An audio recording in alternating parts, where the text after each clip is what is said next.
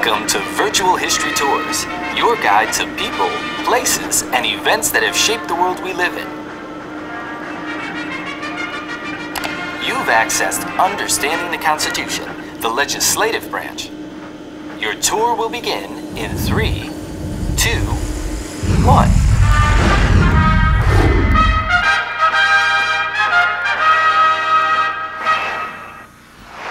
Welcome! I'm Allison, your tour guide, and I'm going to take you on a video tour of Congress, the legislative or lawmaking branch of our federal government. What better place to begin our tour than in Washington, D.C., our nation's capital? So let's get going. This is the Capitol Building, the home of Congress, and the place where our country's laws are made. Before we go inside and look around, we'd better talk about how Congress and the whole federal government came to be. For that, we have to travel back in time to 1787. Hold on, here we go. This is Independence Hall in Philadelphia. It's called that because this is where, in 1776, the leaders of the 13 colonies declared their independence from Great Britain and King George III. It is also the place where the leaders of the 13 states came in 1787 to write a constitution for the new country. What's a constitution? A constitution is a framework or an outline for a government. The people who came here in 1787 didn't actually plan to write a new constitution. They only wanted to revise the one that was already in place. It was called the Articles of Confederation. A confederation is a very loose association of strong, independent parts. Under the Articles of Confederation, the states, the parts, had most of the power. The central government had very little. But that government wasn't working very well. Why? Well, let's hear what two important leaders of the time have to say. First, James Madison of Virginia. This government cannot succeed because the Articles of Confederation lack the great principles of a political system. It's merely a treaty of friendship between the various states. Now let's see what Alexander Hamilton of New York has to say. The fundamental deficiency with this government is that Congress has no power. Congress must have powers to deal with national problems. And there is no central court system, so when various states have a dispute, there is no place for them to go to work out their differences. The third deficiency, and it is a great one, is that there is no central leader, no chief executive the people can point to as the head of government. So, a convention was called to meet in Philadelphia in May of 1787 to revise the Articles and make them stronger. Remember, Alexander Hamilton said that the reason the Articles were so weak was that there was no Congress with any power, no national court system, and no central leader? Well, a plan was presented to the convention to deal with those issues. Governor Edmund Randolph of Virginia made the presentation, but it was really the work of James Madison. It was called the Virginia Plan. The Virginia Plan called for the government to be divided into 3 departments or branches. The legislative branch, which would enact the laws, the executive branch, which would see that the laws were carried out, and the judicial branch, which would see that justice was done under the law. Madison's idea took hold. After some debate, a resolution was passed. A national government ought to be established consisting of a supreme legislative, executive, and judiciary. The delegates had taken a bold step. Now, instead of just revising the Articles, they would create a new Constitution. Many people contributed to the writing of the Constitution, but no one was more important than James Madison. His contribution was so great that he is known as the father of the Constitution. Why did Madison think it was so important to divide or separate the powers of government into 3 branches? The separation of powers was very important. We had to guard against the accumulation of all powers, legislative, executive, and judicial, in the hands of one person, or a few people, or even a group. It doesn't matter if the powerful are elected, self-appointed, or born to their office.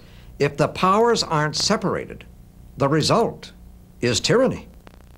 Once it was decided that the government would be made up of 3 separate branches, the delegates went on to work out the details of the Constitution. There were many issues to be decided. One of the most important and difficult issues was the makeup of the legislative branch, Congress. The problem was that the small states were afraid they would be overpowered by the large states. They wanted all states to be equal and have the same number of votes in Congress. The large states said they should have more votes because they had more people. The Virginia plan called for 2 houses. In both houses, representation would be based on population. So a large state like Virginia would have many more votes than a small state like Delaware. William Paterson of New Jersey offered another plan. The New Jersey plan. It called for a Congress of only 1 house. Each state would send the same number of representatives to it, no matter what the population. The convention debated and debated the issue. Some of the delegates even threatened to leave Philadelphia. Then came a compromise. In fact, it was called the Great Compromise. It was offered by Roger Sherman of Connecticut. It was clear that the entire convention might break up over the disagreements between the large states and the smaller states. So Roger Sherman offered this compromise, that the Congress, the legislative branch, be made up of 2 houses. Representation in one house would be based on population, so the people would have a greater representation. In the other house, every state would have the same number of representatives, so the small states would have an equal voice to the large states. That settled that issue. But there was another question that divided the convention. How would the representatives to Congress be selected? The Great Compromise also addressed the issue of who would elect the members of Congress. Now, some of the delegates wanted the people to elect their representatives. Others thought it was best left to the state governments. Roger Sherman proposed this compromise. Have the people elect the members of the House of Representatives directly, and have the state governments select the senators. Roger Sherman's compromise was accepted. So when the Constitution was sent to the state to be approved or ratified, this is how the legislative branch looked. The Congress would be made up of 2 houses. The House of Representatives, where the number of representatives would be based on the state's population, and the Senate, where each state would have the same number of senators, 2. The people would elect the members of the House of Representatives directly, and the state governments would select the senators. Of course, that's not exactly the system we have today. Now senators, just like representatives, are elected directly by the people. So let's go back to Washington and take a closer look at Congress today. Congress meets every year, and each Congress is given a number. The first Congress met in New York City in 1789. Since 1800, Congress has met here in Washington, D.C. Each House of Congress has its own special chamber. In 1910, Congress voted to limit the House of Representatives to 435 members, and that's how many representatives there are today. Each member of the House represents a congressional district. As we said, the greater the population of a state, the more representatives it has. What does it take to be elected to the House? According to the Constitution, there are only 3 qualifications. You have to be at least 25 years old, have been a citizen of the United States for at least 7 years, and you have to live in the state you represent. That's it.